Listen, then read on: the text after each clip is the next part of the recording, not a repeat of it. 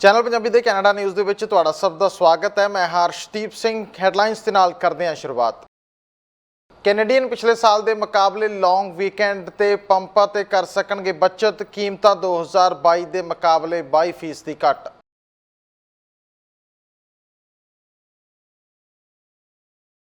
ਲੌਂਗ weekend ਦੌਰਾਨ BC Ferries ਲਈ ਲੱਗੀ ਭੀੜ, ਰੱਦ ਤੇ ਦੇਰੀ ਨਾਲ ਮੁਸ਼ਕਲਾਂ 'ਚ ਜੂਝ ਰਹੇ ਨੇ ਲੋਕ। मूल निवासी बच्चों ने दुर्व्यवहार का मुलजमां नूं पिया महंगा। चाइल्ड एंड फैमिली वैलफेयर विभाग ने 2 मुलाजमां की कीती छुट्टी। हुण जांदे खबरां विस्तार दे नाल।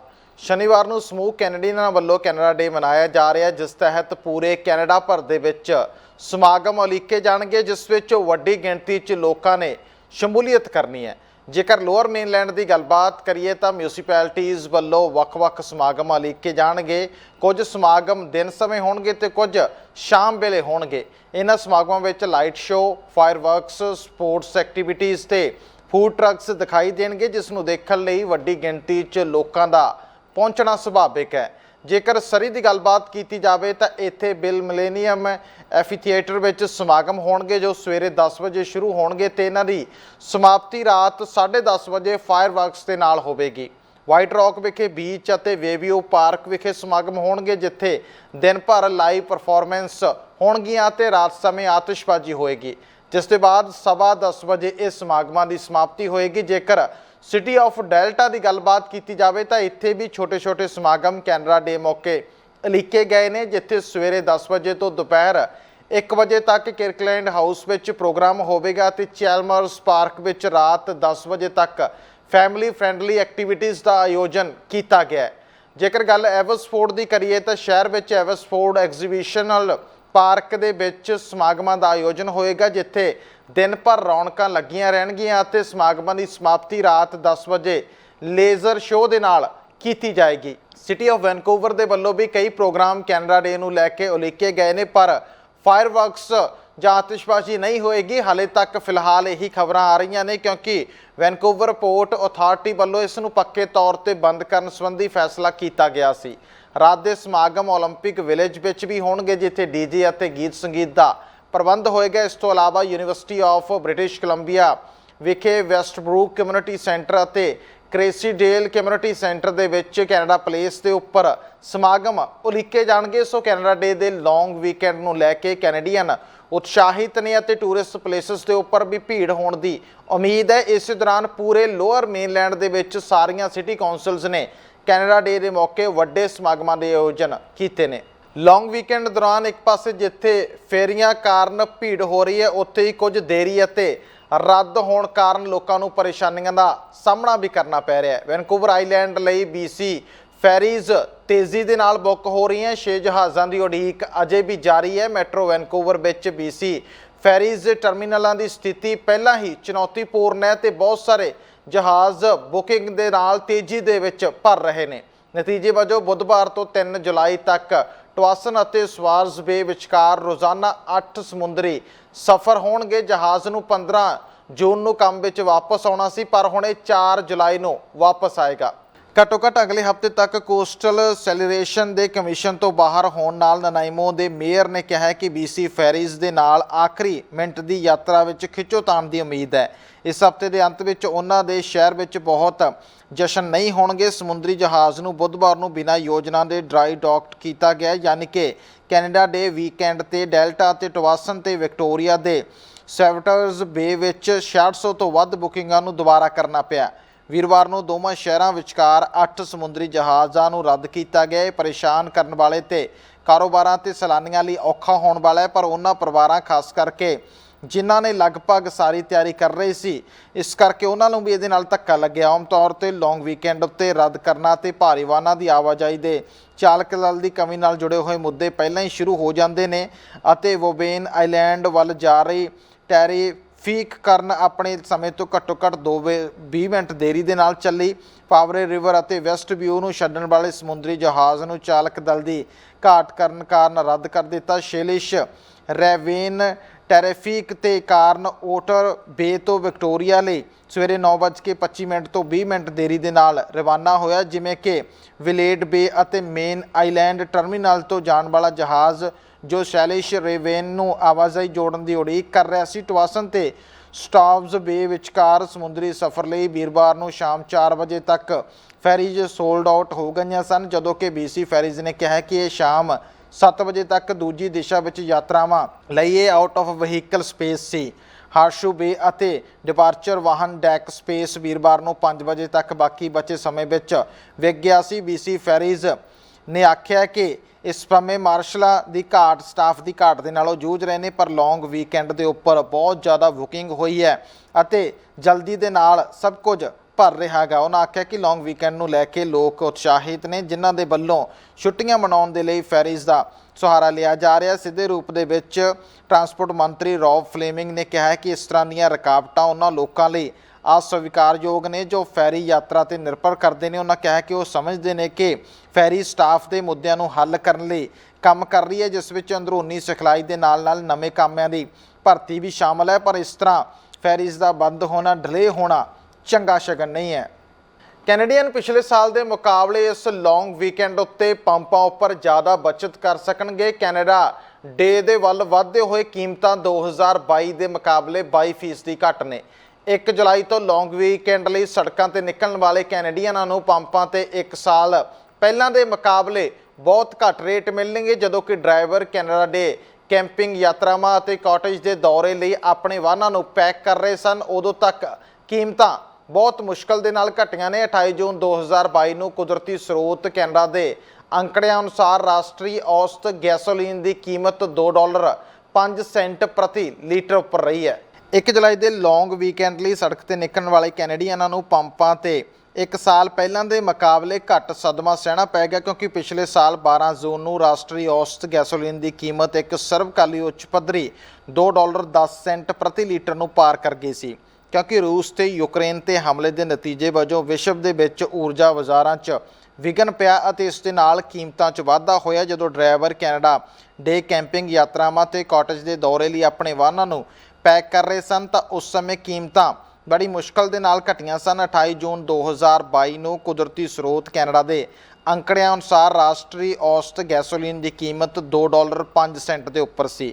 ਇਸ ਲੌਂਗ ਵੀਕਐਂਡ ਵਿੱਚ ਹਾਲਾਂਕਿ ਪੰਪਾਂ ਤੇ ਕੀਮਤਾਂ ਲਗਭਗ 22% ਘੱਟ ਸਨ। ਕੀਮਤ ਟਰੈਕਿੰਗ ਵੈਬਸਾਈਟ ਗੈਸਬਡੀਕੌਮ ਦੇ ਅਨੁਸਾਰ ਬੁੱਧਵਾਰ ਨੂੰ ਗੈਸੋਲੀਨ ਦੀ ਨੈਸ਼ਨਲ ਕੀਮਤ $1.59 ਪ੍ਰਤੀ ਲੀਟਰ ਦੇ ਉੱਪਰ ਰਹੀ ਹੈ। BC ਸਭ ਤੋਂ ਵੱਧ ਕੀਮਤਾਂ ਦਾ ਭੁਗਤਾਨ ਕਰਨ ਵਾਲੇ ਨਿਵਾਸੀਆਂ ਦਾ ਪ੍ਰੋਵਿੰਸ ਹੈ ਤੇ ਅਲਬਰਟਾ ਦੇ ਨਿਵਾਸੀ ਗੈਸ ਦੇ ਲਈ ਸਭ ਤੋਂ ਘੱਟ ਭੁਗਤਾਨ ਕਰਦੇ ਨੇ। ਪਿਛਲੇ ਸਾਲ ਦੇ ਪਹਿਲੇ ਅੱਧ ਤੋਂ ਕਈ ਕਾਰਨਾਂ ਕਰਕੇ ਕੀਮਤਾਂ ਵਿੱਚ ਕਮੀ ਆਈ ਹੈ, ਜਿਸ ਵਿੱਚ ਯੂਕਰੇਨ ਅਤੇ ਰੂਸੀ ਹਮਲੇ ਦੇ ਵਿੱਚ ਹੌਲੀ ਹੋਈ ਗਲੋਬਲ ਆਰਥਿਕ ਵਿਕਾਸ ਕਾਰਨ ਸਪਲਾਈ ਵਿੱਚ ਰੁਕਾਵਟਾਂ ਤੇ ਸੰਬੰਧ ਵਿੱਚ ਚਿੰਤਾਵਾਂ ਸ਼ਾਮਲ ਨੇ। ਵੈਸਟ ਟੈਕਸਸ ਇੰਟਰਮੀਡੀਏਟ ਕੱਚੇ ਤੇਲ ਦੀ ਕੀਮਤ ਬੈਂਚਮਾਰਕ ਜੂਨ ਵਿੱਚ ਔਸਤਨ $70 ਪ੍ਰਤੀ ਬੈਰਲ ਦੇ ਨੇੜੇ ਹੈ, ਜੋ ਕਿ ਯੂਕਰੇਨ ਯੁੱਧ ਤੋਂ 2 ਸਾਲ ਪਹਿਲਾਂ ਕੀਮਤਾਂ ਦੇ ਨੇੜੇ ਪਹੁੰਚ ਗਈ ਹੈ। ATB ਫਾਈਨੈਂਸ਼ੀਅਲ ਦੇ ਮੁਤਾਬਕ 2023 ਦੇ ਪਹਿਲੇ 6 ਹਫ਼ਤਿਆਂ 'ਚ ਔਸਤਨ WTI ਦੀ ਕੀਮਤ ਲਗਭਗ $75 ਪ੍ਰਤੀ ਬੈਰਲ ਤੇ ਹੋਣ ਦੇ ਰਾਹ ਤੇ ਹੈ। 2022 ਦੀ ਇਸੇ ਮਿਆਦ ਵਿੱਚ $100 ਪ੍ਰਤੀ ਬੈਰਲ ਦੇ ਉੱਪਰ ਸੀ। ਮੌਜੂਦਾ ਕੱਚੇ ਤੇਲ ਦੀਆਂ ਕੀਮਤਾਂ ਲਗਭਗ $53 ਪ੍ਰਤੀ ਬੈਰਲ ਦੇ ਵਿੱਚ 5 ਸਾਲਾਂ 'ਚ ਸਭ ਤੋਂ ਔਸਤ ਉੱਪਰ ਤੇ ਨੇ, ਪਰ ਸਾਲ ਦਰ ਸਾਲ ਦੀ ਗਿਰਾਵਟ ਨੇ ਨਕਦੀ ਦੀ ਤੰਗੀ ਵਿੱਚ ਫਸੇ ਕੈਨੇਡੀਅਨਾਂ ਨੂੰ ਕੁਝ ਰਾਹਤ ਦਿੱਤੀ ਹੈ। ਵਿਜੇ ਮੁਰਲੀਧਰਨ ਜੋ ਕਿ ਐਨਰਜੀ ਮਾਹਰ ਨੇ, ਉਹਨਾਂ ਦਾ ਕਹਿਣਾ ਹੈ ਕਿ ਕਲੀਨ ਫਿਊਲ ਸਟੈਂਡਰਡ ਦਾ ਪ੍ਰਭਾਵ ਕੀਮਤ ਵਿੱਚ ਕਿਸੇ ਵੀ ਕਮੀ ਨੂੰ ਪੂਰਾ ਕਰੇਗਾ, ਜੋ ਕਿ ਵਿਸ਼ਵ ਅਰਥ ਵਿਵਸਥਾ ਵਿੱਚ ਸੰਭਾਵਿਤ ਮੰਦੀ ਦੇ ਨਤੀਜੇ ਵਜੋਂ ਹੋ ਸਕਦਾ ਹੈ। ਉਹਨਾਂ ਆਖਿਆ ਕਿ ਘੱਟੋ ਘੱਟ 3 ਤੋਂ 4 ਸੈਂਟ ਪ੍ਰਤੀ ਲੀਟਰ ਇਸ ਗਰਮੀ ਦੇ ਵਿੱਚ ਕੀਮਤਾਂ 'ਚ ਵਾਧਾ ਹੋ ਸਕਦਾ ਹੈ, ਜਦ ਕਿ ਬਾਜ਼ਾਰ ਵਿੱਚ ਕੁਝ ਵਿਨਾਸ਼ਕਾਰੀ ਹੁੰਦਾ ਹੈ ਕਿ ਤੁਸੀਂ ਗੈਸ ਤੇ ਡੀਜ਼ਲ ਦੀਆਂ ਕੀਮਤਾਂ 'ਚ ਵਾਧਾ ਦੇਖੋਗੇ। ਫੈਡਰਲ ਸਰਕਾਰ ਨੇ ਆਪਣੇ ਅੰਦਾਜ਼ੇ ਹਨ ਕਿ ਕਲੀਨ ਫਿਊਲ ਸਟੈਂਡਰਡ ਰੈਗੂਲੇਸ਼ਨ 2030 ਦੇ ਵਿੱਚ ਗੈਸੋਲੀਨ ਦੀ ਕੀਮਤ 17 ਸੈਂਟ ਪ੍ਰਤੀ ਲੀਟਰ ਵੱਧ ਜਾਏਗੀ। ਬ੍ਰਿਟਿਸ਼ ਕੋਲੰਬੀਆ ਸਰਕਾਰ ਦਾ ਕਹਿਣਾ ਹੈ ਕਿ ਚਾਈਲਡ ਵਿਭਾਗ ਦੇ ਸਟਾਫ ਮੈਂਬਰ ਜੋ ਕਿ 2 ਮੂਲ ਨਿਵਾਸੀ ਬੱਚਿਆਂ ਦੀ ਜਾਂਚ ਕਰਨ ਦੇ ਵਿੱਚ ਸਫਲ ਰਹੇ, ਜਿਨ੍ਹਾਂ ਨੂੰ ਉਹਨਾਂ ਦੇ ਪਾਲਣ ਪੋਸ਼ਣ ਵਾਲੇ ਫੋਸਟਰ ਮਾਪਿਆਂ ਦੇ ਦੁਆਰਾ ਯੋਜਨਾਬੰਦ ਤਰੀਕੇ ਦੇ ਨਾਲ ਦੁਰਵਿਵਹਾਰ ਦਾ ਸ਼ਿਕਾਰ ਬਣਾਇਆ ਗਿਆ ਹੈ। ਇਸ ਕਾਰਨ ਅਸਫਲ ਰਹਿਣ ਵਾਲੇ ਸੰਬੰਧਿਤ ਦੋਵਾਂ ਮੁਲਜ਼ਮਾਂ ਦੀਆਂ ਨੌਕਰੀਆਂ ਨੂੰ ਖਤਮ ਕਰ ਦਿੱਤਾ ਗਿਆ ਹੈ। ਅਦਾਲਤ ਨੇ ਇਸ ਮਹੀਨੇ 11 ਸਾਲ ਦੇ ਲੜਕੇ ਦੀ ਮੌਤ ਅਤੇ ਉਸ ਦੀ 8 ਸਾਲਾ ਭੈਣ ਦੇ ਗੰਭੀਰ ਰੂਪ 'ਚ ਜ਼ਖਮੀ ਹੋਣ ਦੇ ਦੋਸ਼ ਵਿੱਚ ਪਾਲਣ ਪੋਸ਼ਣ ਦੇ ਕਰਨ ਵਾਲੇ ਮਾਪਿਆਂ ਨੂੰ 10-10 ਸਾਲ ਦੀ ਕੈਦ ਦੀ ਸਜ਼ਾ ਸੁਣਾਈ ਗਈ ਸੀ ਅਤੇ ਕਿਹਾ ਗਿਆ ਸੀ ਕਿ ਇਹ ਸਮਝ ਤੋਂ ਬਾਹਰ ਹੈ ਕਿ ਕੋਈ ਵਿਅਕਤੀ ਮਾਸੂਮ ਬੱਚਾ ਨੂੰ ਇਸ ਤਰ੍ਹਾਂ ਦੁੱਖ ਕਿਵੇਂ ਦੇ ਸਕਦਾ ਹੈ ਅਤੇ ਉਹਨਾਂ ਵਿਰੁੱਧ ਹਿੰਸਾ ਕਿਸ ਤਰ੍ਹਾਂ ਕਰ ਸਕਦਾ ਹੈ। ਹਾਲਾਂਕਿ ਚਾਈਲਡ ਐਂਡ ਫੈਮਿਲੀ ਕੇਅਰ ਵਿਭਾਗ ਵੱਲੋਂ ਇਸ ਵਿੱਚ ਸ਼ਾਮਲ ਲੋਕਾਂ ਦੇ ਨਾਮ ਅਤੇ ਗਿਣਤੀ ਸਾਂਝੀ ਨਹੀਂ ਕੀਤੀ ਗਈ, ਪਰ ਇਹ ਜ਼ਰੂਰ ਦੱਸ ਦਿੱਤਾ ਗਿਆ ਹੈ ਕਿ ਇਸ ਵਿੱਚ ਸਿੱਧੇ ਤੌਰ ਤੇ ਸ਼ਾਮਲ ਲੋਕਾਂ ਨੂੰ ਡਿਪਾਰਟਮੈਂਟ ਦੇ ਮੁਲਾਜ਼ਮ ਹੁਣ ਉਹ ਨਹੀਂ ਰਹਿਣਗੇ, ਉਹਨਾਂ ਨੂੰ ਬਾਹਰ ਕਰ ਦਿੱਤਾ ਗਿਆ ਹੈ। ਉਹਨਾਂ ਦੀਆਂ ਸੇਵਾਵਾਂ ਖਤਮ ਕਰ ਦਿੱਤੀਆਂ ਗਈਆਂ ਨੇ। ਬਿਆਨ ਵਿੱਚ ਕਿਹਾ ਗਿਆ ਹੈ ਕਿ ਵਿਭਾਗ ਨੇ ਬੱਚਿਆਂ ਨਾਲ ਆਪਣੀ ਸ਼ਮੂਲੀਅਤ ਦੀ ਸਮੀਖਿਆ ਕੀਤੀ ਹੈ ਅਤੇ ਮੌਜੂਦਾ ਅਭਿਆਸਾਂ ਵਿੱਚ ਤਬਦੀਲੀਆਂ ਲਾਗੂ ਕੀਤੀਆਂ ਨੇ, ਜਿਨ੍ਹਾਂ ਵਿੱਚ ਦੇਖਭਾਲ 'ਚ ਬੱਚਿਆਂ ਨਾਲ ਨਿਯਮਿਤ ਵਿਅਕਤੀਗਤ ਨਿੱਜੀ ਮੀਟਿੰਗਾਂ ਅਤੇ ਇਹ ਯਕੀਨੀ ਬਣਾਉਣ ਲਈ ਸਮੀਖਿਆ ਸ਼ਾਮਲ ਹਨ ਕਿ ਦੇਖਭਾਲ ਕਰਨ ਵਾਲੇ ਦਾ ਸਹੀ ਢੰਗ ਨਾਲ ਮੁਲਾਂਕਣ ਕੀਤਾ ਗਿਆ ਹੈ ਕਿ ਨਹੀਂ। ਬਿਆਨ ਵਿੱਚ ਕਿਹਾ ਗਿਆ ਹੈ ਕਿ ਡਿਪਾਰਟਮੈਂਟ ਦੇ ਸਟਾਫ ਨੇ ਇਸ ਤਰ੍ਹਾਂ ਦੇਖਭਾਲ ਅਤੇ ਇਹ ਸਮੀਖਿਆ ਨਹੀਂ ਕੀਤੀ ਅਤੇ ਬੱਚਿਆਂ ਨੂੰ ਇੱਕ ਸਮਾਜਿਕ ਵਰਕਰ ਦੁਆਰਾ ਨਿਯਮਿਤ ਤੌਰ ਤੇ ਦੇਖਿਆ ਜਾਣਾ ਚਾਹੀਦਾ ਸੀ, ਜੋ ਕਿ ਨਹੀਂ ਹੋਇਆ। ਮੂਲ ਨਿਵਾਸੀ ਭਾਈਚਾਰੇ ਦੇ ਨਾਲ ਸੰਬੰਧਿਤ ਸਮੂਹਾਂ ਵੱਲੋਂ ਇਹ ਮੰਗ ਕੀਤੀ ਜਾ ਰਹੀ ਹੈ ਕਿ ਵਿਭਾਗ ਦੀ ਮੰਤਰੀ ਮਿਟਸੀ ਜੀਨ ਨੂੰ ਅਸਤੀਫਾ ਦੇ ਦੇਣਾ ਚਾਹੀਦਾ ਅਤੇ ਫਾਸਟਰ ਮਾਪਿਆਂ ਵੱਲੋਂ ਬੱਚਿਆਂ ਦੀ ਦੇਖਭਾਲ ਕਰਨ ਵਾਲੀ ਪ੍ਰਣਾਲੀ ਵਿੱਚ ਵੀ ਸੁਧਾਰ ਦੀ ਜ਼ਰੂਰਤ ਹੈ। ਜਿਨ੍ਹਾਂ ਆਖਿਆ ਕਿ 2 ਬੱਚਿਆਂ ਦੇ ਇਸ ਤਰ੍ਹਾਂ ਸ਼ੋਸ਼ਣ ਕੀਤੇ ਜਾਣ ਦੀ ਖਬਰ ਨਾਲ ਭਾਈਚਾਰੇ ਨੂੰ ਧੱਕਾ ਲੱਗਿਆ, ਇਸ ਲਈ ਸੁਧਾਰਵਾਦੀ ਤੇ ਸਖਤ ਕਦਮ ਚੁੱਕਣ ਦੀ ਜ਼ਰੂਰਤ ਹੈ। ਜੰਗਲੀ ਅੱਗਾਂ ਨਾਲ ਜੂਝ ਰਹੇ ਕੈਨੇਡਾ ਦੀ ਮਦਦ ਸਾਊਥ ਕੋਰੀਆ ਦੇ ਵੱਲੋਂ ਵੀ ਕੀਤੀ ਜਾਏਗੀ। ਸਾਊਥ ਕੋਰੀਆ ਦੇ ਵੱਲੋਂ 151 ਫਾਇਰ ਫਾਈਟਰ ਕੈਨੇਡਾ ਭੇਜੇ ਜਾਣਗੇ। 30 ਦਿਨਾਂ ਦੇ ਮਿਸ਼ਨ ਤੇ ਇਹ ਅੱਗ ਬੁਝਾਊ ਦਸਤਾ ਅਮਲਿਆਂ ਨਾਲ ਮਿਲ ਕੇ ਇੱਥੇ ਕੰਮ ਕਰੇਗਾ। ਖਾਸ ਕਰਕੇ ਕਿਊਬਿਕ ਵਿੱਚ ਜੰਗਲੀ ਅੱਗ ਤੋਂ ਬਚਾਅ ਦੇ ਲਈ ਰਾਹਤ ਕਾਰਜ ਟੀਮਾਂ ਨੂੰ ਭੇਜਿਆ ਜਾ ਰਿਹਾ ਹੈ। ਕਈ ਹੋਰ ਦੇਸ਼ਾਂ ਵੱਲੋਂ ਵੀ ਕੈਨੇਡਾ ਦੀ ਇਸ ਨਾਜ਼ੁਕ ਮੌਕੇ ਤੇ ਮਦਦ ਕੀਤੀ ਜਾ ਰਹੀ ਹੈ। ਦੱਖਣੀ ਕੋਰੀਆ 151 ਫਾਇਰ ਫਾਈਟਰਾਂ ਨੂੰ ਕੈਨੇਡਾ ਭੇਜ ਰਿਹਾ, ਜੋ ਕਿ ਦੇਸ਼ ਵਿੱਚ ਫੈਲੀ ਜੰਗਲ ਦੀ ਅੱਗ ਨਾਲ ਲੜਨ ਲਈ 1400 ਤੋਂ ਵੱਧ ਵਿਦੇਸ਼ੀ ਫਾਇਰ ਫਾਈਟਰਾਂ ਦੇ ਵਿੱਚ ਸ਼ਾਮਲ ਹੋਣਗੇ। ਕੈਨੇਡਾ ਵਿੱਚ ਕੋਰੀਆਈ ਐਮਬੈਸੀ ਮੁਤਾਬਕ ਐਮਰਜੈਂਸੀ ਫਾਇਰ ਫਾਈਟਰਾਂ ਦੀ ਇਹ ਟੀਮ ਕਿਊਬਿਕ 'ਚ ਅੱਗ ਬੁਝਾਉਣ ਵਾਲਿਆਂ ਦੀ ਮਦਦ ਲਈ 30 ਦਿਨ ਤੇ ਮਿਸ਼ਨ ਤੇ ਆਏਗੀ। ਇੱਕ ਅਜਿਹਾ ਖੇਤਰ ਜਿਸ ਨੇ ਕਿਊਬਿਕ ਵਿੱਚ ਇਸ ਤੋਂ ਬਾਅਦ ਸਭ ਤੋਂ ਭਿਆਨਕ ਅੱਗ ਦਾ ਅਨੁਭਵ ਕੀਤਾ ਹੈ। ਸਾਲ ਦਾ ਜੰਗਲੀ ਅੱਗ ਸੀਜ਼ਨ ਹੈ 2023 ਦੇ ਵਿੱਚ ਦੂਜੀ ਵਾਰ ਹੈ ਜਦੋਂ ਕੋਰੀਆ ਦੀ ਆਫਤ ਟੀਮ ਨੂੰ ਅਜਿਹੀ ਤੈਨਾਤੀ ਲਈ ਭੇਜਿਆ ਗਿਆ ਹੈ। ਆਪਣੇ ਪਹਿਲੇ ਮਿਸ਼ਨ ਵਿੱਚ ਟੀਮ ਫਰਵਰੀ 'ਚ ਦੇਸ਼ ਵਿੱਚ ਆਏ ਭੁਚਾਲ ਤੋਂ ਬਾਅਦ ਤੁਰਕੀ ਵਿੱਚ ਇੱਕ ਰਾਹਤ ਕਾਰਜ 'ਚ ਸ਼ਾਮਲ ਹੋਈ ਸੀ। ਜਿਵੇਂ ਕਿ ਕੈਨੇਡਾ ਹਾਲ ਹੀ ਦੀ ਯਾਦ ਵਿੱਚ ਜੰਗਲੀ ਅੱਗ ਦੇ ਸਭ ਤੋਂ ਬੁਰੇ ਮੌਸਮ ਦੇ ਵਿੱਚੋਂ ਲੰਘ ਰਿਹਾ ਹੈ। 5 ਮਹਾਂਦੀਪਾਂ ਦੇ 10 ਤੋਂ ਵੱਧ ਵੱਖ-ਵੱਖ ਦੇਸ਼ਾਂ ਦੇ ਅੱਗ ਬੁਝਾਊ ਅਮਲੇ ਦੇ ਲੋਕ ਕੈਨੇਡਾ ਦੇ ਵਿੱਚ ਇਕੱਠੇ ਹੋਏ ਨੇ, ਜਿਸ ਦੇ ਵਿੱਚ ਮੈਕਸੀਕੋ, ਪੁਰਤਗਾਲ, ਆਸਟ੍ਰੇਲੀਆ, ਕੋਸਟਾ ਰੀਕਾ, ਸਪੇਨ, ਦੱਖਣੀ ਅਫਰੀਕਾ ਅਤੇ ਸੰਯੁਕਤ ਰਾਜ ਅਮਰੀਕਾ ਤੋਂ 1470 ਤੋਂ ਵੱਧ ਫਾਇਰ ਫਾਈਟਰਾਂ ਨੂੰ ਜੰਗਲ ਦੀ ਅੱਗ ਨਾਲ ਲੜਨ ਦੇ ਲਈ ਕੈਨੇਡਾ ਦੀ ਮਦਦ ਵਾਸਤੇ ਭੇਜਿਆ ਗਿਆ ਹੈ। ਓਨਟਾਰੀਓ, ਕਿਊਬਿਕ, ਬ੍ਰਿਟਿਸ਼ ਕੋਲੰਬੀਆ ਅਤੇ ਅਲਬਰਟਾ ਵਿੱਚ ਇਹਨਾਂ ਨੂੰ ਤਾਇਨਾਤ ਕੀਤਾ ਗਿਆ ਹੈ। ਜੰਗਲੀ ਅੱਗ ਦਾ ਸੀਜ਼ਨ ਪਿਛਲੇ ਮਹੀਨੇ ਐਲਬਰਟਾ ਤੋਂ ਸ਼ੁਰੂ ਹੋਇਆ ਸੀ ਤੇ ਉਸ ਤੋਂ ਬਾਅਦ ਇਹ ਨੋਵਾ ਸਕੋਸ਼ੀਆ, ਬ੍ਰਿਟਿਸ਼ ਕੋਲੰਬੀਆ ਅਤੇ ਫਿਰ ਓਨਟਾਰੀਓ ਅਤੇ ਕਿਊਬਿਕ ਦੇ ਵਿੱਚ ਫੈਲ ਗਿਆ। ਜੰਗਲੀ ਅੱਗ ਕਾਰਨ ਕਾਫੀ ਨੁਕਸਾਨ ਹੋਇਆ, ਪ੍ਰਭਾਵਿਤ ਖੇਤਰਾਂ ਲਈ ਖਤਰਾ ਪੈਦਾ ਹੋ ਗਿਆ। ਕੈਨੇਡਾ ਦਾ ਰਿਕਾਰਡ 80,000 ਵਰਗ ਕਿਲੋਮੀਟਰ ਦਾ ਹਿੱਸਾ ਹੁਣ ਤੱਕ ਜੰਗਲੀ ਅੱਗ ਕਾਰਨ ਸੜ ਚੁੱਕਿਆ ਹੈ। ਕੈਨੇਡਾ ਭਰ ਦੇ ਵਿੱਚ ਇਸ ਸਮੇਂ ਜੰਗਲੀ ਅੱਗਾਂ ਦਾ ਪ੍ਰਭਾਵ ਅਤੇ ਬ੍ਰਿਟਿਸ਼ ਕੋਲੰਬੀਆ ਦੇ ਇਤਿਹਾਸ ਵਿੱਚ ਅੱਜ ਤੱਕ ਦੀ ਸਭ ਤੋਂ ਵੱਡੀ ਅੱਗ ਲੱਗੀ ਹੋਈ ਹੈ। BC ਲੈਂਡਸਕੇਪ ਮੈਨੇਜਮੈਂਟ ਬੋਰਡ ਵੱਲੋਂ ਆਖਿਆ ਗਿਆ ਹੈ ਕਿ ਹੁਣ ਸਮਾਂ ਆ ਗਿਆ ਹੈ ਕਿ ਬ੍ਰਿਟਿਸ਼ ਕੋਲੰਬੀਆ ਨੂੰ ਜੰਗਲੀ ਅੱਗ ਸੰਬੰਧੀ ਆਪਣੀ ਰਣਨੀਤੀ ਦੇ ਵਿੱਚ ਤਬਦੀਲੀ ਕਰਨੀ ਪਏਗੀ। ਉਹਨਾਂ ਕਿਹਾ ਹੈ ਕਿ ਇਹ ਜ਼ਰੂਰੀ ਹੋ ਗਿਆ ਹੈ ਕਿ ਕਲਾਈਮੇਟ ਚੇਂਜ ਅਤੇ ਭਵਿੱਖ ਵਿੱਚ ਵੱਧਦੇ ਖਤਰਿਆਂ ਦੇ ਮੱਦੇਨਜ਼ਰ ਅੱਗ ਉੱਤੇ ਕੰਟਰੋਲ ਕਰਨ ਅਤੇ ਅੱਗ ਲੱਗਣ ਦੇ ਕਾਰਨਾਂ ਨੂੰ ਘਟਾਉਣ ਲਈ ਕੁਝ ਵੱਖਰੇ ਵੱਡੇ ਕਦਮ ਚੁੱਕੇ ਜਾਣੇ ਚਾਹੀਦੇ ਨੇ। ਬੋਰਡ ਦੇ ਚੇਅਰ ਕੀਥ ਐਟਕਿਨਸਨ ਨੇ ਆਖਿਆ ਕਿ ਇਸ ਦੀ ਸਭ ਤੋਂ ਜ਼ਿਆਦਾ ਜ਼ਰੂਰਤ ਹੈ ਕਿਉਂਕਿ ਅਸੀਂ ਇਸ ਸਮੇਂ ਇਹ ਸਭ ਕੁਝ ਅਨੁਭਵ ਕਰ ਰਹੇ ਹਾਂ ਅਤੇ ਜਾਪ ਰਿਹਾ ਹੈ ਕਿ ਸਾਡੇ ਸਾਹਮਣੇ ਹੋਰ ਵੀ ਗੰਭੀਰ ਸਾਲ ਆਉਣ ਵਾਲੇ ਨੇ। ਰਿਪੋਰਟ ਵਿੱਚ ਆਖਿਆ ਗਿਆ ਹੈ ਕਿ 2017, 18 ਅਤੇ 2021 ਦੇ ਵਿੱਚ ਬ੍ਰਿਟਿਸ਼ ਕੋਲੰਬੀਆ ਨੇ 102 ਸਾਲਾਂ ਦੇ ਇਤਿਹਾਸ 'ਚ ਸਭ ਤੋਂ ਖਤਰਨਾਕ ਜੰਗਲੀ ਅੱਗਾਂ ਦਾ ਅਨੁਭਵ ਕੀਤਾ, ਜਿਸ ਨਾਲ 34,000 ਵਰਗ ਕਿਲੋਮੀਟਰ ਦਾ ਇਲਾਕਾ ਪ੍ਰਭਾਵਿਤ ਹੋਇਆ। ਰਿਪੋਰਟ ਵਿੱਚ ਜੰਗਲੀ ਅੱਗ ਦੇ ਨੇੜੇ ਰਹਿਣ ਵਾਲੇ ਭਾਈਚਾਰਿਆਂ ਵਿੱਚ ਜ਼ੋਖਮ ਨੂੰ ਘਟਾਉਣ ਲਈ ਕਦਮ ਚੁੱਕਣ ਦੇ ਲਈ ਵੀ ਆਖਿਆ ਗਿਆ ਕਿਉਂਕਿ ਜੰਗਲ ਦਾ ਵਿਸ਼ਾਲ ਲੈਂਡਸਕੇਪ ਗੰਭੀਰ ਰੂਪ ਵਿੱਚ ਉਹਨਾਂ ਨੂੰ ਕਮਜ਼ੋਰ ਛੱਡਦਾ ਹੈ। ਇਸ ਲਈ ਪੈਰਾਡਾਈਮ ਤਬਦੀਲੀ ਦਾ ਸਮਾਂ ਆ ਗਿਆ ਹੈ। ਸਰਕਾਰੀ ਅੰਕੜਿਆਂ ਮੁਤਾਬਕ ਇਸ ਸਮੇਂ 45% ਪਬਲਿਕ ਲੈਂਡ ਜੋ ਕਿ 3,90,000 वर्ग किलोमीटर बनती है ਉਹ एक्सट्रीम फायर रिस्क वाले खेतर ਦੇ ਵਿੱਚ ਹੈ। 2021 ਵਿੱਚ ਅੱਗ ਦੇ ਦਮਨ ਉੱਤੇ $800 ਮਿਲੀਅਨ ਦਾ ਖਰਚਾ ਆਇਆ, ਜਦਕਿ ਜੰਗਲੀ ਅੱਗ ਨਾਲ ਜੁੜੇ ਸਿੱਧੇ ਖਰਚੇ $24 ਮਿਲੀਅਨ ਤੇ ਪੁੱਜ ਗਏ ਨੇ। ਰਿਪੋਰਟ ਕਹਿੰਦੀ ਹੈ ਕਿ ਵਿਨਾਸ਼ਕਾਰੀ ਜੰਗਲੀ ਅੱਗਾਂ ਦੇ ਜ਼ੋਖਮ ਤੇ ਪ੍ਰਬੰਧਨ ਲਈ ਮੌਜੂਦਾ ਪਹੁੰਚ ਭਾਈਚਾਰਿਆਂ ਦੇ ਨੇੜੇ ਜ਼ੋਖਮ ਘਟਾਉਣ ਅਤੇ प्रबंधन गतिविधियों उत्ते ध्यान केंद्रित करना है, जिस नाल पब्लिक लैंड नूं गंभीर रूप च कमज़ोर स्थिति च छड्डना चाहिए। काबिले गौर है कि जॉनी क्रीक दी जंगली अग फिलहाल कंट्रोल तो बाहर है, जिस नूं बुझाउण दे लई सैकड़े फायर फाइटर्स लगे हुए ने अते जिस ढंग दे नाल क्लाइमेट चेंज हो रहा है उन्हां हालातां दे विच भविख च कैनेडा दीआं प्रमुख प्रोविंसां दे विच जंगली अग दे खतरे वध जाणे ने, जिस दे विचों ब्रिटिश कोलंबिया एक है जिथे कि बहुत इलाका जंगल के अधीन है। इस करके हुण ये रणनीति तब्दीली की गलबात की जा रही है। दूजे पासे फैडरल सरकार के वल्लों भी अमेरिका के नाल समझौता किया गया तो इस तो इलावा अपने भाईवाल मुल्कों के नाल अग लगन की हालत के विच फायर अमले की मदद संबंधी हाँ पक्षी बयान दिता गया, जिस विच प्रधानमंत्री जस्टिन ट्रूडो ने आख्या सी कि कैनेडा अपने जंगली अग के सीजन के विच भाईवालों तो मदद मंगनी जारी रखेगा ते जदों उन्हां दे जंगली अग के सीजन होणगे तो उस समय ये मदद दी भी जाएगी। पर अमेरिका कैनेडा हुण जंगली अग के रिस्क नूं घटाउण अते इस नूं कंट्रोल करन संबंधी नवें एग्रीमेंट के तहत भी कामकाज जरूर करेगा। कैनेडा दे विच हैल्थ केयर एक वड्डा मुद्दा बनिया होया है, जिस कारण सारियां सरकारां वल्लों वर्करां दी गिणती पूरी करन दे लई कदम चुके जा रहे हैं।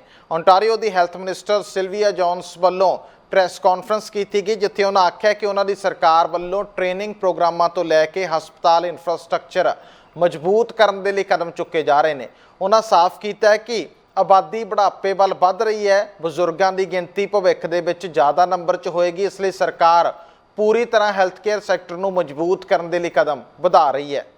Well, in fact, I would suggest to you that if you acknowledge and notice the investments that our government has made, including learn and stay programs, including investments to ensure that hospitals have the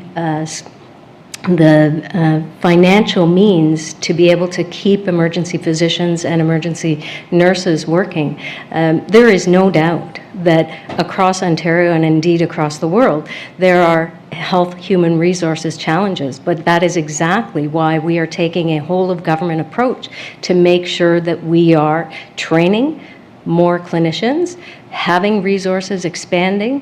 You know, I would point to 50 different capital expansion builds, whether it is new hospitals, expansions, or renovations, occurring in the province of Ontario right now. It is an acknowledgement that our government understands that as the population increases, as we have an aging population, we need to be better prepared to make sure that we have the health human resources and investments happening, and we're doing that with announcements like today's Learn and Stay and the expansion of the paramedics. So you will notice that with the work of Ontario Health, we have actively engaged with all emergency departments, all hospital corporations, who of course are independent and must make these determinations themselves. But we are there as a partner to make sure that when they have discover a shortage of emergency physicians, for example, Ontario Health does the work to find those physicians and match them with appropriate hospitals who are asking for that assistance.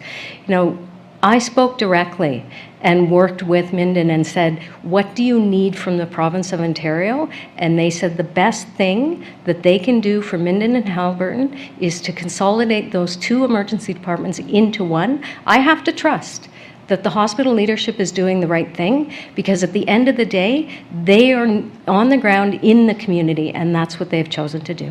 Alberta ਦੇ finance minister ਵੱਲੋਂ 2022-23 ਦੀ annual report ਸਾਂਝੀ ਕੀਤੀ ਗਈ, ਜਿਸ ਵਿੱਚ ਉਹਨਾਂ ਸਰਕਾਰ ਦੀ spending ਅਤੇ ਆਰਥਿਕ ਹਾਲਤ ਤੇ ਮਹਿੰਗਾਈ ਬਾਰੇ ਚਾਨਣਾ ਪਾਇਆ, ਜਿਨ੍ਹਾਂ ਫੈਡਰਲ ਸਰਕਾਰ ਵੱਲੋਂ ਗੈਸ ਇੰਡਸਟਰੀ ਉੱਤੇ ਲਗਾਏ ਜਾ ਰਹੇ ਕੈਪ ਬਾਰੇ ਜ਼ਿਆਦਾ ਗੱਲਬਾਤ ਨਹੀਂ ਕੀਤੀ।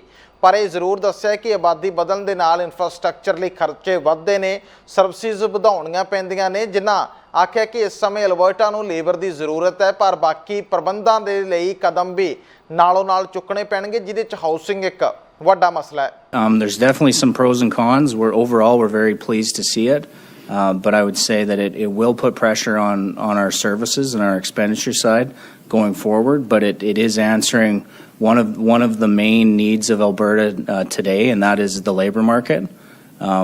Everything from housing to other pieces of construction. You would see in this annual report, we weren't able to complete all of the capital spend as we would have hoped. Some of that is the capacity of the labor market. So this population surge hopefully is part of an answer to that, but it also will definitely serve us well on the personal income tax side. But it does come with spending pressures for sure. Alberta is proud to be a pro-growth jurisdiction, and if you're going to be a low-tax jurisdiction, and remind you that we're the lowest tax jurisdiction other than 6 states in all of North America, you have to be have a pro-growth mindset.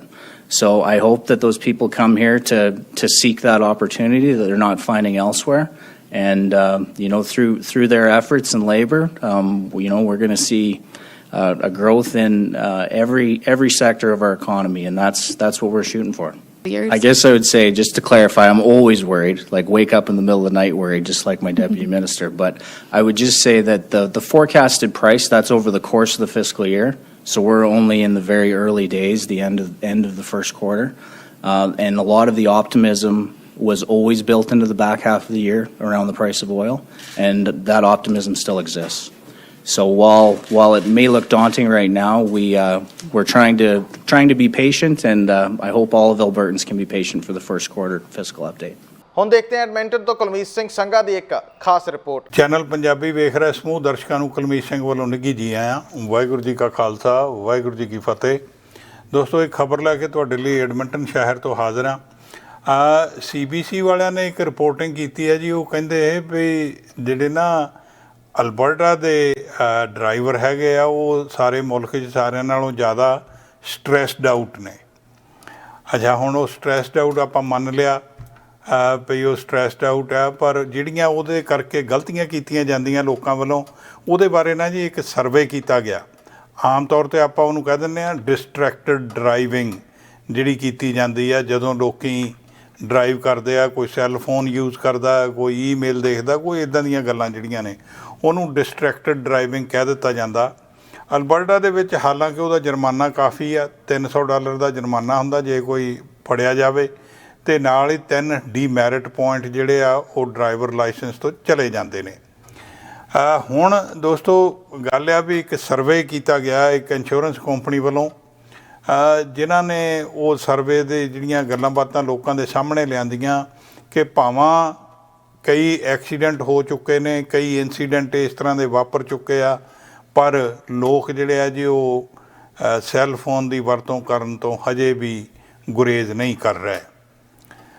ਕਾਰਨ ਦੇਖੋ, ਕਈਆਂ ਨੇ ਤਾਂ admit ਕੀਤਾ ਇਹ ਵੀ ਹਾਂ ਵੀ ਅਸੀਂ cell phone ਜਿਹੜਾ ਉਹ ਯੂਜ਼ ਕਰਦੇ ਹਾਂ ਜਦੋਂ ਗੱਡੀ ਚੱਲਦੀ, ਇੱਥੋਂ ਤੱਕ ਕਿ ਉਹ ਕਹਿੰਦੇ ਵੀ ਕੋਈ ਜਿਹੜੇ ਇੰਸੀਡੈਂਟ ਜਾਂ ਐਕਸੀਡੈਂਟ ਹੋ ਚੁੱਕੇ ਨੇ ਉਹਦੇ ਬਾਵਜੂਦ ਵੀ ਉਹਨਾਂ ਨੂੰ ਜਦੋਂ ਪੁੱਛਿਆ ਜਾਂਦਾ ਵੀ ਤੁਹਾਡਾ ਬਿਹੇਵੀਅਰ ਕਿਸ ਤਰ੍ਹਾਂ ਬਦਲੇਗਾ, ਅਤੇ ਉਹਨਾਂ ਦਾ ਕਹਿਣਾ ਹੈ ਵੀ ਜੇ ਉਹ ਕੋਈ ਏਡਾ ਸੀਰੀਅਸ ਐਕਸੀਡੈਂਟ ਹੋਵੇ ਜਿਹਦੇ ਵਿੱਚ ਉਹ ਆਪ ਖੁਦ ਜਾਂ ਜਿਹੜੇ ਉਹਨਾਂ ਦੇ ਕੋਈ ਪਿਆਰਾ ਜਿਹੜਾ ਉਹ ਇਨਵੋਲਵ ਹੋਵੇ ਤਾਂ ਕਿਤੇ ਜਾ ਕੇ ਬਦਲਣਗੇ। ਤੁਸੀਂ ਦੇਖੋ ਹਿਊਮਨ ਬਿਹੇਵੀਅਰ ਕਿੱਥੋਂ ਦੀ ਕਿੱਥੇ ਚਲਾ ਗਿਆ। ਕਦੇ ਸੈੱਲ ਫੋਨ ਨਹੀਂ ਸੀ ਹੋਇਆ ਕਰਦਾ ਅਤੇ ਲੋਕ ਤਾਂ ਵੀ ਗੱਡੀ ਚਲਾ ਲਿਆ ਕਰਦੇ ਸੀ, ਪਰ ਉਸ ਇਲੈਕਟ੍ਰੋਨਿਕਸ ਨੇ ਮਨੁੱਖਤਾ ਨੂੰ ਇਹ ਦੇਣ ਦੇ ਦਿੱਤੀ ਵੀ ਉਹਨੂੰ ਇੰਨਾ ਕਾਹਲਾ ਪਾ ਦਿੱਤਾ ਕਿ ਉਹ ਇੰਤਜ਼ਾਰ ਨਹੀਂ ਕਰ ਸਕਦਾ। ਰਾਹ ਜਾਂਦੇ ਲੋਕ ਜਿਹੜੇ ਨੇ ਉਹ ਕਹਿੰਦੇ ਈਮੇਲ ਟੈਕਸਟ ਪੜ੍ਹਦੇ ਆ, ਈਮੇਲ ਦੇਖਦੇ ਆ, ਟੈਕਸਟ ਮੈਸੇਜ ਕਰਦੇ ਆ, ਔਰ ਜਿਨ੍ਹਾਂ ਦੇ ਸਿੱਟੇ ਕਈ ਵਾਰੀ ਬੜੇ ਗੰਭੀਰ ਨਿਕਲ ਸਕਦੇ ਆ। ਇਹਦੇ ਵਿੱਚ ਉਮਰ ਵਾਲੀ ਜਿਹੜੀ ਗੱਲ ਹੈਗੀ ਹੈ ਜੀ, ਉਹ ਕਹਿੰਦੇ ਵੀ ਕਿਹਾ ਜਾਂਦਾ ਵੀ ਜਿਹੜੇ ਯੰਗ ਬੱਚੇ ਆ ਵੀ ਉਹ ਜ਼ਿਆਦਾ ਯੂਜ਼ ਕਰਦੇ ਆ। ਉਹ ਇਕੱਲੀ ਯੰਗ ਬੱਚਿਆਂ ਵਾਲੀ ਗੱਲ ਨਹੀਂ ਜੀ, ਵੱਡੀ ਉਮਰ ਦੇ ਜਿਹੜੇ ਬੰਦੇ ਨੇ ਉਹ ਵੀ ਇਹਦੀ ਵਰਤੋਂ ਕਰਦੇ ਔਰ ਇਹਦੇ ਅੜਿੱਕੇ ਚੜ੍ਹੇ ਨੇ, ਕਿਉਂਕਿ ਕਾਫੀ ਡਾਟਾ ਦੇ ਮੁਤਾਬਕ ਉਹਨਾਂ ਨੇ ਦੱਸਿਆ ਵੀ ਬਹੁਤ ਸਾਰੇ ਲੋਕ ਇਹ ਚੀਜ਼ਾਂ ਜਿਹੜੀਆਂ ਉਹ ਵੱਡੀ ਉਮਰ ਦੇ ਲੋਕ ਵੀ ਕਰਦੇ ਨੇ। ਸੋ ਹੁਣ ਉਹਨਾਂ ਨੇ ਕਿਹਾ ਵੀ ਇਹ ਜਿਹੜਾ ਨਾ ਇਕੱਲਿਆ ਇਹ ਡਰਾਈਵਰ ਦੀ ਹੀ ਜ਼ਿੰਮੇਵਾਰੀ ਨਹੀਂ ਬਣ ਜਾਂਦੀ, ਐਜ਼ ਏ ਸੁਸਾਇਟੀ ਵੀ ਆਪਣੀ ਸਾਰਿਆਂ ਦੀ ਜ਼ਿੰਮੇਵਾਰੀ ਬਣਦੀ ਆ ਕਿ ਜਦੋਂ ਕਿਤੇ ਤੁਸੀਂ ਕਾਰ ਦੇ ਵਿੱਚ ਬੈਠੇ ਆ, ਤੁਹਾਡੇ ਨਾਲ ਤੁਸੀਂ ਦੇਖ ਰਹੇ ਹੋ ਕਿਸੇ ਵਿਅਕਤੀ ਨੂੰ ਜਿਹੜਾ ਡਰਾਈਵ ਕਰ ਰਿਹਾ ਔਰ ਉਹ ਸੈੱਲ ਫੋਨ ਯੂਜ਼ ਕਰਦਾ, ਅਤੇ ਤੁਹਾਨੂੰ ਉਹਨੂੰ ਰੋਕਣਾ ਚਾਹੀਦਾ ਵੀ ਭਾਈ ਇਹ ਗੱਲ ਗਲਤ ਆ, ਤੂੰ ਇਹ ਯੂਜ਼ ਨਾ ਕਰ। ਗਲਤ ਸਿੱਟੇ ਨਿਕਲ ਸਕਦੇ ਨੇ। ਪਰਿਵਾਰ ਦੇ ਜੀਆਂ ਨੂੰ ਵੀ ਇਹ ਗੱਲ ਕਰਨੀ ਚਾਹੀਦੀ ਹੈ, ਕਹਿਣਾ ਚਾਹੀਦਾ ਵੀ ਭਾਈ ਤੁਸੀਂ ਸੈੱਲਫੋਨ ਨਾ ਯੂਜ਼ ਕਰੋ। ਹੌਸਲਾ ਕਰਨਾ ਪਏਗਾ। ਔਰ ਦੇਖੋ, ਉਹ ਜੇ ਅੱਜ ਕਹਿ ਦਿੱਤੀ ਜਾਵੇ ਗੱਲ, ਜ਼ਰੂਰ ਬੁਰੇ ਲੱਗੋਗੇ, ਪਰ ਸਮੇਂ ਦੇ ਨਾਲ ਤੁਸੀਂ ਕਹਿਣਾ ਵੀ ਹਾਂ ਵੀ ਉਹ ਗੱਲ ਚੰਗੀ ਸੀਗੀ। ਸੋ ਦੋਸਤੋ, ਇਹ ਜਿਹੜੇ ਸਰਵੇ ਆਏ ਨੇ ਜਿਹਦੇ 'ਚ ਉਹਨਾਂ ਕਿਹਾ ਗਿਆ ਵੀ ਇਹ ਲੋਕੀ ਜਿਹੜੇ ਨੇ ਗੱਡੀ ਚਲਾਉਂਦੇ ਸੈੱਲ ਯੂਜ਼ ਕਰਦੇ ਨੇ, ਉਹਨਾਂ ਲਈ ਇਹ ਕਿਸਮ ਦੀ ਚੇਤਾਵਨੀ ਆ, ਕਿਉਂਕਿ ਆ ਲੌਂਗ ਵੀਕਐਂਡ ਆ, ਲੋਕਾਂ ਨੇ ਕੈਨੇਡਾ ਡੇ 'ਤੇ ਬਾਹਰ ਅੰਦਰ ਜਾਣਾ ਘੁੰਮਣ ਫਿਰਨ ਲਈ, ਅਤੇ ਉਹਨਾਂ ਸਾਰਿਆਂ ਨੂੰ ਬੇਨਤੀ ਆ ਕਿ ਭਾਈ ਜਦੋਂ ਗੱਡੀ ਚਲਾਉਂਦੇ ਆ ਅਤੇ ਤੁਸੀਂ ਸੈੱਲਫੋਨ ਦੀ ਵਰਤੋਂ ਨਹੀਂ ਕਰਨੀ। ਅਤੇ ਹੈਵ ਏ ਹੈਪੀ ਕੈਨੇਡਾ ਡੇ। ਫਿਲਹਾਲ ਦੇ ਲਈ ਕੈਨੇਡਾ ਨਿਊਜ਼ ਦੇ ਵਿੱਚ ਇੰਨਾ ਹੀ। ਭਲਕੇ ਮੁੜ ਹਾਜ਼ਰ ਹੋਵਾਂਗੇ, ਤਦ ਤੱਕ ਦੇ ਲਈ ਦਿਓ ਆਗਿਆ। ਧੰਨਵਾਦ। ਸਾਡਾ ਹਰ ਇੱਕ ਪ੍ਰੋਗਰਾਮ ਦੇਖਣ ਤੇ ਸਾਡੇ ਨਾਲ ਜੁੜਨ ਲਈ ਸਬਸਕ੍ਰਾਈਬ ਕਰੋ ਚੈਨਲ ਪੰਜਾਬੀ ਤੇ ਨੋਟੀਫਿਕੇਸ਼ਨ ਲਈ ਬੈਲ ਆਈਕਨ ਵਾਲੇ ਬਟਨ ਤੇ ਕਲਿੱਕ ਕਰੋ।